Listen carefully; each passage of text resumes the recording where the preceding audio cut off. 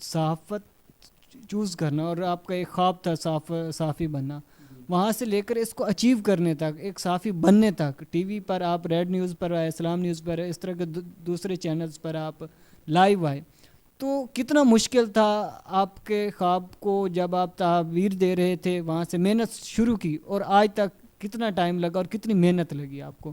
کیا کیا مشکلات آئیں اور آپ کے پاس کیا موٹیویشن تھی جو آپ کو اس چیز پر آپ کو فورس کر رہی تھی کہ نہیں آپ کر سکتے ہیں، آپ کریں گے؟ اور آپ کو کیا اتنا اپنے آپ پہ اعتماد تھا کہ آپ ایک دن ٹی وی پر آئیں گے اور اپنے جو آپ کی کامیابیاں ہیں، لوگ آپ کے کلپس دیکھ رہے ہوتے ہیں اور آپ کے جو جرنلزم ہے، آپ کے جو صحافتی انداز ہے اس کی بھی تعریف کر رہے ہوتے ہیں؟ کیا آپ نے سوچا تھا کہ آپ اتنی محنت کر کے اس مقام تک پہنچیں؟ کافی لوگوں پہ بہت سارے اعتراضات آتے ہیں کہ یہ باعث ہوتے ہیں، جانبدار ہوتے ہیں، یا ان کو بلیک میلرز بھی کہا جاتا ہے کہ یہ لوگوں کو بلیک میل کر کے تاکہ ان کی سٹوری نہ چلائی جائے پیسے بھی لیتے ہیں۔ السلام علیکم ناظرین، آپ دیکھ رہے ہیں ریئل پاکستان اور میں ہوں آپ کا میزبان طارق عزیز المانی۔ آج میرے ساتھ موجود ہیں جناب ذیشان المانی جو کہ اینکر پرسن ہیں، اور انہوں نے ایک کم وقت میں جو ہے کہ اپنا صحافت کے میدان میں اپنا نام منوایا۔ تو آج ہم ان سے ان کی ذاتی زندگی پر کچھ سوالات کریں گے اور ان سے جاننا چاہیں گے تاکہ جو ہمارے ناظرین ذیشان المانی صاحب کو جانتے ہیں وہ ان کی ذاتی زندگی سے متعارف ہو سکیں۔ السلام علیکم سر۔ سر وعلیکم السلام۔ سر، صحافت جو ہے یہ ایک مقدس پیشہ کہا جاتا ہے اس کو، اور یہ اتنا آسان نہیں ہے جتنا لوگ سمجھتے ہیں۔ آپ پر بہت ساری ذمہ داری ہوتی ہیں، سوسائٹی کے آپ اس طرح سمجھے کہ ترجمان ہوتے ہیں، ان کی آواز ہوتے ہیں۔ تو آپ کے پاس کیا موٹیو تھا کہ آپ نے صحافت کو ایز اے پیشہ جوائن کیا ہے؟ بہت شکریہ، آپ نے سوال تو بڑا مشکل کیا ہے۔ لوگ سمجھتے ہیں کہ شاید صحافت جو ہے یہاں اس پہ آ جانا اور اینکر بن جانا یہ آسان ہے، تو اس پہ بہت محنت ہوتی ہے اور بندے کو بہت ٹائم دینا پڑتا ہے۔ تو جب میں صحافت میرا شوق جو ہے نا وہ بچپن سے تھا۔ میں جب ٹی وی دیکھتا تھا تو مجھے یہ جنون ہوتا تھا کہ میں نے ٹی وی پہ ایک بار آنا ہے۔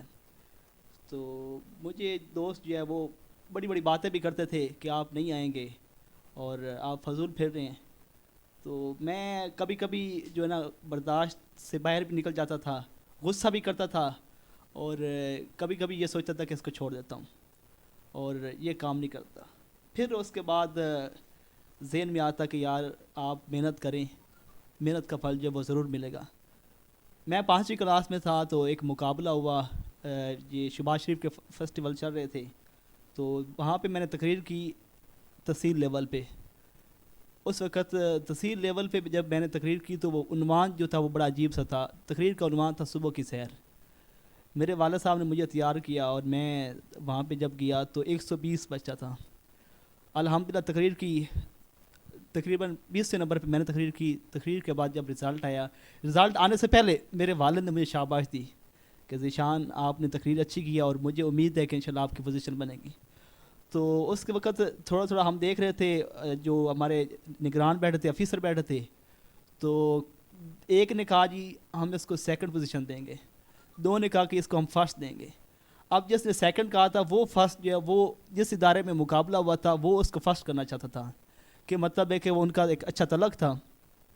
تو جب دوسرے جو نگران تھے انہوں نے کہا کہ لڑکے نے اچھی تقریر کی ہے اور اس کا جو حق ہے وہ نہیں کھانا چاہیے، تو انہوں نے پھر فرسٹ پوزیشن دی۔ تو میرے والد نے بڑی خوشی کا اظہار بھی کیا اور مجھے شاباش بھی دی۔ تو اس کے بعد جب میں سکول پہنچا تو سکول والوں نے میرا بہت اچھا استقبال بھی کیا۔ تو اس کے بعد جو ہے نا وہ پھر مجھے شوق بڑھا۔ اس کے بعد پھر میں نے ٹورنامنٹ ہوتے تھے، کرکٹ کے میچ ہوتے، وہاں پہ کمنٹری کرتا تھا۔ شروع میں بندہ بھول بھی جاتا ہے، کافی مسٹیک کی، لیکن آہستہ آہستہ جو ہے نا اپنے مطلب ہے کہ غلطی کو تسلیم بھی کرتا تھا لیکن ہار نہیں مانی، مسلسل مطلب ہے کہ آگے بڑھا، پیچھے نہیں گیا۔ اس کے بعد یہ ہوا کہ میں تعلیمی لحاظ سے کمزور تھا اور اب بھی ہوں۔ میں خود تسلیم بھی کرتا ہوں کہ الفاظ کا چناؤ جو ہوتا ہے وہ بہت ضروری ہوتا ہے، کہ آپ نے کس وقت کون سا الفاظ بولنے ہیں اور کون سا پروگرام پہ کون سی بات کرنی ہے۔ تو کافی مشکل بھی ہوتا ہے لیکن ایک کانفیڈنس تھا الحمدللہ۔ تو بہت اچھے سلسلے کے ساتھ، اچھے طریقے کے ساتھ چل رہا ہوں۔ تو آج جب میں اس لیول پہ پہنچا ہوں تو یہ جو میرا خواب تھا ٹی وی پہ آنے کا وہ میں اس وقت جو ہے وہ کلیئر کر چکا ہوں۔ مطلب جو میرا جنون تھا وہ مکمل ہو چکا ہے۔ اب میری محنت ہے اور میں نے اپنے مجھ پہ ڈیپینڈ کرتا ہے کہ میں نے اب آگے کیا کرنا ہے. میرا آپ سے اگلا سوال یہ ہے کہ صحافت چوز کرنا اور آپ کا ایک خواب تھا صحافی بننا، وہاں سے لے کر اس کو اچیو کرنے تک، ایک صحافی بننے تک، ٹی وی پر آپ ریڈ نیوز پر آئے، اسلام نیوز پر آئے، اس طرح کے دوسرے چینلز پر آپ لائیو آئے، تو کتنا مشکل تھا آپ کے خواب کو جب آپ تعبیر دے رہے تھے وہاں سے محنت شروع کی، اور آج تک کتنا ٹائم لگا اور کتنی محنت لگی آپ کو؟ کیا کیا مشکلات آئیں اور آپ کے پاس کیا موٹیویشن تھی جو آپ کو اس چیز پر آپ کو فورس کر رہی تھی کہ نہیں آپ کر سکتے ہیں، آپ کریں گے؟ اور آپ کو کیا اتنا اپنے آپ پہ اعتماد تھا کہ آپ ایک دن ٹی وی پر آئیں گے اور اپنے جو آپ کی کامیابیاں ہیں، لوگ آپ کے کلپس دیکھ رہے ہوتے ہیں اور آپ کے جو جرنلزم ہے، آپ کے جو صحافتی انداز ہے اس کی بھی تعریف کر رہے ہوتے ہیں؟ کیا آپ نے سوچا تھا کہ آپ اتنی محنت کر کے اس مقام تک پہنچیں گے، اور کیا آپ جس مقام پر پہنچے اس سے آپ مطمئن ہیں؟ سر صحافت کا جب میں نے آغاز کیا تھا تو میرا اپنا ذاتی مائک بھی نہیں تھا. مجھے ایک دوست کے پاس اس نے مجھے مائک دیا، اور میں نے جب پہلا پروگرام کیا تھا وہ میں نے کیا تھا ایک رمضان بازار میں. تو سٹارٹ تھا میرا، تو مشکلات تو ہوئی، لیکن یہ ہے کہ ایک کانفیڈنس تھا اور بولنے کا انداز اچھا تھا. تو میں نے شروع کیا، تو پھر جب پہلا پروگرام میں نے اپلوڈ کیا یوٹیوب پہ، تو اس وقت لوگوں نے کافی مطلب ہے کہ اعتماد کا اظہار بھی کیا اور ساتھ شاباش بھی دی. کچھ لوگوں نے تنقید بھی کی، تو جو تنقید کرنے والے تھے وہ آج جو ہے نا وہ خوشی کا اظہار بھی کرتے ہیں اور شاباش بھی دیتے ہیں. اس کے بعد ایسا ہوتا تھا جب میں پروگرام کرنے جاتا تھا تو میرے پاس جیب میں کچھ بھی نہیں ہوتا تھا، لیکن یہ ہے کہ میں اپنے اعتماد پہ چل بھی جاتا ہوں. ایسا وقت ہوتا تھا جب میں پیدل چل کے پروگرام کرتا تھا، 10 کلومیٹر کا سفر طے کر کے پیدل جاتا تھا وہاں پہ انٹرویو کرنے. تو کافی مشکلات آئی، گرمی نہیں دیکھتا تھا نہ سردی دیکھتا تھا. پچھلے دنوں میں ایک حمام پہ گیا تو وہاں پہ نا میں نے فیشل کروایا، تو اس نے کہا کہ یار آپ کی حالت بہت بگڑی ہوئی ہے، آپ کیا کرتے ہیں؟ میں نے کہا یہ سارا گرمی کا کمال ہے. پھر میں نے نہ گرمی دیکھی نہ سردی دیکھی، میں گرمی میں بھی پیدل چلتا رہا اور انٹرویو کیے. کافی لوگوں نے مجھے سپورٹ کی. مطلب کہ آپ نے یہ سب جو ہے وہ اپنے جنون کے لیے کیا تھا، نہ کہ پیسہ کمانا، یا صرف آپ کا جنون تھا کہ آپ کو ایک صحافی بننا ہے، ایک اچھے لیول کا صحافی بننا ہے، تو آپ نے یہ سب کچھ اس کے لیے کیا؟ جی بالکل. لوگ مجھ سے ہمیشہ پوچھتے تھے کہ آپ کی کتنی سیلری ہے، تو آپ کیا کہتے ہیں؟ میں نے کہا بس میرا ایک جنون ہے وہ مکمل ہو جائے، اس کے بعد میں تنخواہ بھی اپنی بتاؤں گا کتنی تنخواہ ہے. آپ سے ایک مشکل سوال کرنا چاہ رہا ہوں کہ صحافی لوگوں پہ بہت سارے اعتراضات آتے ہیں کہ یہ باعث ہوتے ہیں، جانبدار ہوتے ہیں، یا ان کو بلیک میلرز بھی کہا جاتا ہے کہ یہ لوگوں کو بلیک میل کر کے تاکہ ان کی سٹوری نہ چلائی جائے پیسے بھی لیتے ہیں. کیا آپ کو کبھی اس طرح کا پریشر دیکھنے میں آیا جب آپ بازار میں مائک لے کر جاتے ہیں یا لوگوں میں؟ کیا آپ کو اس طرح کا کبھی پریشر آیا؟ اور میں دیکھتا ہوں کہ لوگ آپ کے پوسٹوں پہ کمنٹ کر رہے ہوتے ہیں کہ آپ جانبداری کرتے ہیں، ایک گروپ کو جو ہے پولیٹیکل گروپ کو آپ زیادہ سپورٹ کرتے ہیں، تو اس طرح کے الزامات میں کتنی صداقت ہے؟ ایک خبر میں بنانے گیا تھا، ان کی نا بہن سے چوری ہوئی تھی، وہ بھی تقریباً 1 سال ہو چکا ہے. تو ان کی خبر بنانے گیا، 2 دن پہلے ان کی بہن سے چوری ہوئی. اس کے بعد انہوں نے مجھے فون کیا کہ آپ آئیں اور ہماری خبر بنائیں. میں جب خبر بنایا تو ان کی حالت جب دیکھی تو مجھے بڑا دکھ ہوا. ظاہری بات ہے کہ میں خود بھی ایک غریب خاندان سے تعلق رکھتا ہوں، تو جب میں نے ان کی حالت دیکھی بڑی ٹینشن بھی ہوئی. تو الحمدللہ اللہ نے عزت ایسی رکھی کہ میں نے جب خبر بنا کے ابھی میری خبر آنے ہوئی تھی کہ ان کی جو بہن سے تھی وہ واپس آ گئی. اس کے وہاں پہ میں نے کوئی پیسہ نہیں لیا ان سے، اور حتیٰ کہ وہ دینا چاہتے تھے لیکن میں نے لیا کیونکہ میرا جنون تھا، جذبہ تھا، اور مجھے یہ پتہ بھی نہیں تھا کہ صحافی یہ کام بھی کرتے ہیں، پیسے بھی لیتے ہیں. تو مجھے اتنا پتہ نہیں تھا، تو نہ ہی میں لینا چاہتا تھا، اور اب بھی الحمدللہ کبھی کسی سے پیسے نہیں لیے، اور ہمیشہ جو ہے غریب کی سپورٹ کی ہے.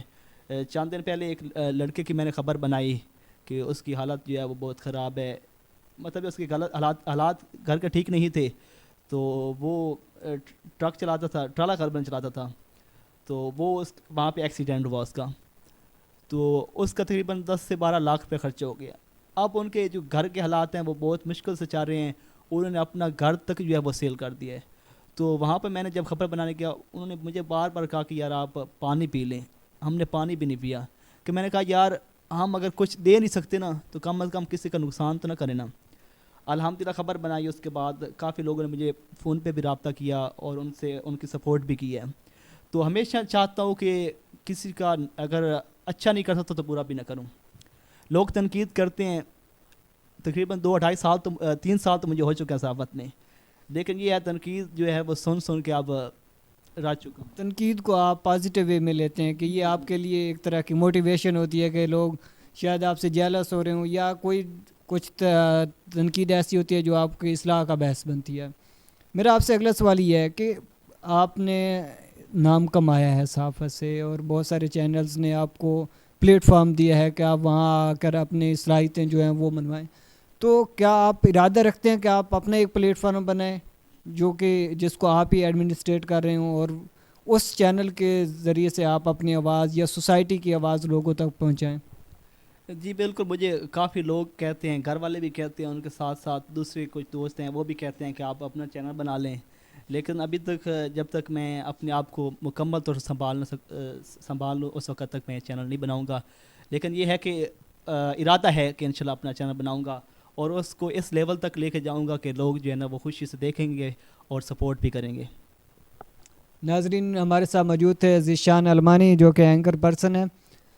صحافی کا کام ہوتا ہے کہ وہ سوسائٹی کی لوگوں کی آواز جو ہے آپ تک پہنچائیں. تو کبھی کبھی صحافی کی جو آواز ہوتی ہے, ذاتی آواز ہوتی ہے یا ان کی ذاتی زندگی ہوتی ہے, ان سے بھی آپ کو باخبر رکھنا چاہیے. تو ہم نے اس سلسلے میں ایک پروگرام مرتب کیا جس کا نام ہے صحافی کی آواز, اور اسی سلسلے میں آج ذیشان المانی ہمارے ساتھ تھے.